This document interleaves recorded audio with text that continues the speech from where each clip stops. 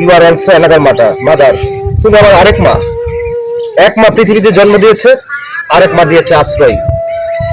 হে মাটি, তুমি বড়ই ধন্য, তোমাকে জানাই সালাম।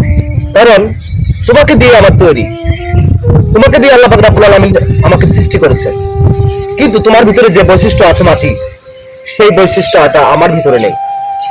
তুমি কত মানুষের দংশন সহ্য করো, কত মানুষের তুমি নির্যাতন সহ্য করো, অথচ তোমাকে দিয়েই আমাকে আল্লাহ পাক রব্বুল আলামিন সৃষ্টি করেছে। তোমারই তৈরি মানুষ আমি, অথচ তোমার গুণটা আমি ধরে রাখতে পারিনি। আমি ব্যর্থ, আমি মানুষ হিসেবে জন্ম নেওয়াটা আমার বড় ব্যর্থ। আমি, কেউ আমাকে থাপ্পড় দিলে আমি তাকে ফিরে নিয়ে থাপ্পড় দেওয়ার চেষ্টা করি। কেউ আমাকে একটা আঘাত করলে আমি তাকে ফিরে নিয়ে আঘাত করার চেষ্টা করি। কেউ আমাকে যদি পাটকেলটি দিতে চেষ্টা করে, অর্থাৎ ঢিল মারতে চেষ্টা করে, আমি তাকে ফিরে নিয়ে ঢেল দেই।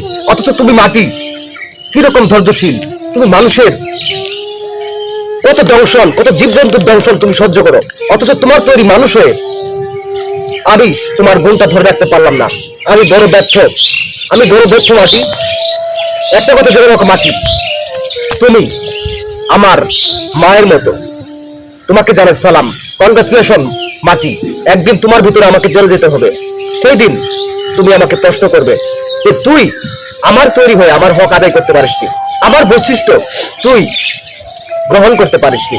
তুই হয়ে গেছিস মাটির মানুষ নয়, তুই হয়ে গেছিস একটা অমানুষ। আল্লাহ হাফেজ।